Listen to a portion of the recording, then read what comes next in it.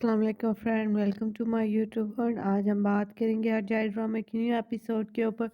तो वीडियो को कंप्लीट देखना। वीडियो अच्छी लगी तो लाइक कीजिएगा, चैनल पे नहीं है तो चैनल को सब्सक्राइब ज़रूर कर लीजिएगा।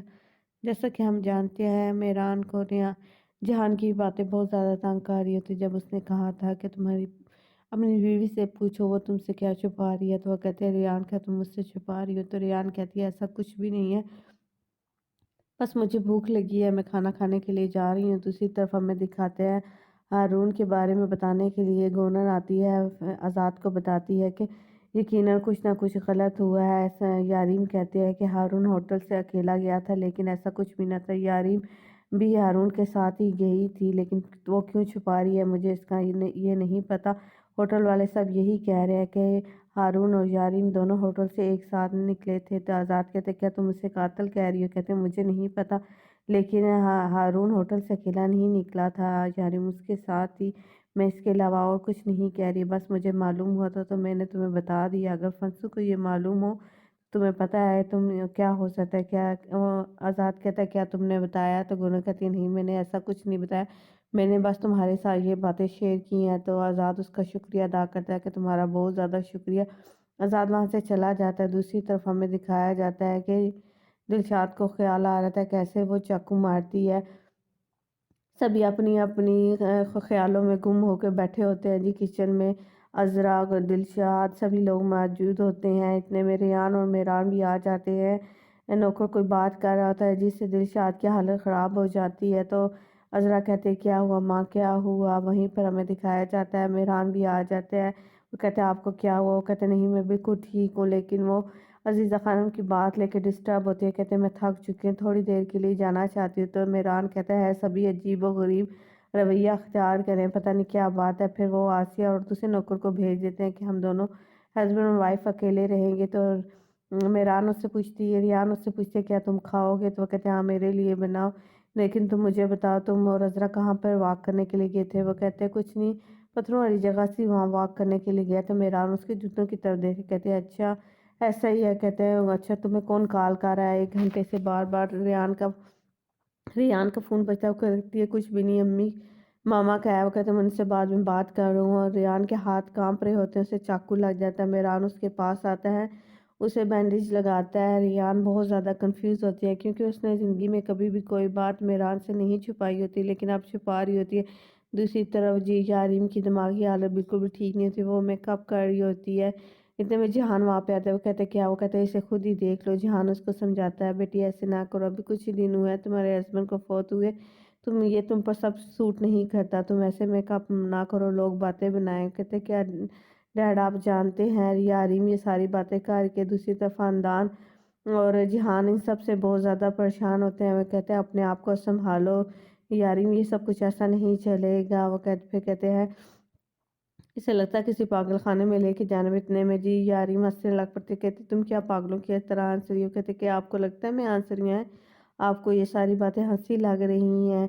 क्या सच में ऐसा ही आपने ही तो मुझे ये सब कुछ सिखाया है, कभी मुझे रोने नहीं दिया, सेल्फिश बना दिया मुझे। ये देखिए अब मैं कैसे सफ़र कर रही हूँ। ये सारी बातें कहते हैं क्या आप डर रहे हैं मुझसे, लेकिन मैं डरना आपको चाहिए था। ये सारी बातें यारीम अपनी माँ बाप को कहते मुझे सबसे डर लगता है, बाबा से डर लगता है, दादा से डर लगता है, मुझे फंसू से भी डर लगता है। तो जिहान उससे कहते हैं अपने होश में हो। उतने में फिर आज़ाद वहाँ पे आ जाते हैं। कहते हैं आपने अपने बाप को, कहते हैं आपने हारून को कत्ल किया है। वो हाँ इतने में जी यारीम बोलने लगती है, लेकिन जिहान कहता है हाँ मैंने कत्ल किया है, तुम क्या करोगे। जो जो कुछ करना है कर लो, जाओ पुलिस को बताना है जाके बता लो, मैं जो तुम चाहते हो और आज़ाद वही सब कुछ करो। आज़ाद कहता है मुझे आप पर भरोसा नहीं। दूसरे ख़ानदान कहते हैं जहान ऐसे ना करें। तो वो आज़ाद कहता है मुझे बिल्कुल भी यकीन नहीं था कि डैड आप ये सब कुछ कर सकते हैं। आज़ाद अपने बाप को ये कह के वहाँ से चला जाता है। वो कहता है तुमने जो कुछ करना है कर सकते हो, मेरी तरफ से तुम्हें भाई पूरी इजाज़त हो, लेकिन तुमने मुझे अपना कभी बाप नहीं समझा। आज़ाद वहाँ से चला जाता है। जिहान अपनी बेटी को तसल्ली देता है, कहता है तुम्हारा बाप तुम्हारे साथ है। दूसरी तरफ फंसू कॉल करके पूछती है क्या सब हर जगह देख लिया आपने। जी अजीज़ा को अजीज़ा नहीं मिलती। इतने फिर आते थे, कहते हैं आपको अजीज़ा से क्या काम है, आप ये सब कुछ क्यों कर रही हो। आप मेरी माँ के घर के दरवाजे तोड़ के कहते मुझे तुम्हारी माँ और तुमसे कोई मसला नहीं है, तुम मेरे खून हो, مجھے تو بس جی عزیزہ خانم کو چاہتا ہے، کہتے ہیں آپ عزیزہ خانم کو کیوں ڈھونڈ رہی ہیں، آپ کو اس سے کیا مسئلہ ہے؟ وہ کہتے ہیں تم نہیں جانتے، تمہیں جاننا بھی نہیں چاہیے۔ کہتے ہیں کیوں، آپ کیوں کہہ رہی ہیں، آپ کو رک جانا چاہیے، ہم سب نے اتنا زیادہ سفر کیا، میران گنر، اب آپ عزیزہ خانم سے کیا چاہتی ہیں؟ وہ کہتے ہیں عزیزہ خانم کے پاس میری کوئی چیز ہے جو میرے پاس ہونی چاہیے۔ وہ کہتے ہیں کیا میں آپ کی مدد کہتے تم نہیں کوئی مدد کر سکتی، میں آگے کہتے ہیں ہارون کی وجہ سے آپ اتنی اپسٹ، عزیزہ کو مار کے آپ کو آپ کی بیٹا واپس نہیں ملے گا۔ تو فسو کہتی ہے بیٹا نہ ملے لیکن میری بیٹی ضرور واپس مل جائے گی۔ کہتے کیا مطلب؟ کہتے ہیں میری بیٹی جب وہ بہت چھوٹی تھی عزیزہ خانم نے اسے مجھ سے جدا کر لے، گنیش نام تھا اس کا۔ تو پھر یہ سن کر بہت زیادہ حیران ہو جاتا ہے۔ دوسری طرف دلشاد کو دکھایا جاتا ہے، عذرا دلشاد کے روم میں آتی ہے، کہتے ہیں مجھے پتا آپ کچھ نہ کچھ چھپا رہی ہیں، لیکن میں یہ پتہ چلا کے ہی رہوں گی اور یہاں سے کہیں نہیں جاؤں گی جب تک مجھے حقیقت معلوم نہ ہو جائے۔ عذرا یہ باتیں کر رہی ہوتی ہے، دلشاد جاگ رہی ہوتی ہے۔ دوسری طرف محفوظ کال کر کے ریان کو بتاتا ہے کہ یہاں سب کچھ ٹھیک ہے۔ وہ کہتے ہیں میں صبح وہاں پاؤں گی۔ وہ کہتے ہیں تم تسلی رکھو، مجھ پہ بھروسہ رکھو، ایسا کچھ نہیں ہوتا۔ اتنے میں مہران وہاں پہ آ جاتا ہے۔ مہران کی حالت بہت عجیب و غریب ہوتی ہے، وہ عجیب و غریب سے سوال ریان سے پوچھتا ہے جس کی وجہ سے ریان بہت زیادہ کنفیوز ہو جاتی ہے، بار بار بہانہ کرتی ہے کہ میرا موڈ تو بس پریگننسی کی وجہ سے چینج ہوتا رہتا ہے، اس کے علاوہ اور کچھ نہیں۔ وہ کہتا ہے اچھا میری آنکھوں میں دیکھ کے پھرتا ہو کہ کوئی ایسی بات ہے جو تم مجھ سے چھپا رہی ہو، تم مجھے نہیں بتا رہی ہو۔ کہتا ہے ایسا کچھ بھی نہیں ہے، میں تھک چکی ہوں۔ ریان رونے لگ پڑتی ہے، مہران اس کو تسلی دیتے کہتے ہیں میں بھی کیا اسٹوپڈ سوال کر رہا ہوں، تمہیں پریشان ہونے کی ضرورت نہیں ہے، مجھے پتا ہے میری بیٹی اور میری بیوی بہت زیادہ تھک چکی ہے، تم آرام کرو، میں اب تم کوئی بات بھی نہیں کروں گی۔ ریان یہ سن کے رونے لگ پڑتی ہے، پھٹ پھٹ کے رونے لگ پڑتی ہے۔ مہران اس کو تسلی دیتے کہتے ہیں نہ رو میری بھی، میں نے یہ سب کچھ اس وجہ سے نہیں کیا۔ ریان اس کو کچھ بتانے لگتی ہے لیکن مہران اس کو پھر روک دیتا ہے، کہتے ہیں کوئی بات نہ کرو۔ دوسری طرف ہمیں دکھایا جاتا ہے کہ فنسو کے گارڈز عزیزہ خانم کو ہر طرف دیکھ رہے ہوتے ہیں۔ عزیزہ خانم کو ہوش آ جاتا ہے، محفوظ وہیں پر ہوتا ہے، وہ مہران و خضر کا نام لیتی ہے۔ محفوظ کہتا ہے آپ یہاں پر بالکل حفاظت میں، کہتا ہے مجھے یہاں پہ کون لے کے آیا؟ تو وہ کہتا ہے آپ کو ریان یہاں پہ لے کے آئی ہے، آپ کہیں نہیں جا سکتے۔ وہ کہتے ہیں تم میری حفاظت کیوں کر رہے ہو جبکہ میں نے تمہارے ساتھ بہت برا کیا تھا؟ کہتا ہے میں نے یہ سب کچھ ریان کے لیے کہا ہے، وہ آپ کو بچانا چاہتی ہے، اس کے علاوہ کچھ نہیں۔ تو عزیزہ خانم کہتے ہیں ہم نے سب کچھ اپنے بچوں کے لیے کیا۔ وہ کہتے ہیں مجھے جانے دو فنسو، ورنہ بہت برا ہوگا، تمہارے ساتھ برا ہوگا، مہران کے ساتھ برا ہوگا۔ دوسری طرف دکھاتے ہیں مہران کو جہان کی باتیں یاد آتی ہیں، وہ ریان کی طرف دیکھتا ہے پھر باہر جانے لگتا ہے۔ تو کہتا ہے کہ مجھے نیند نہیں آ رہی، میں باہر جانا چاہتا ہوں تازہ ہوا میں۔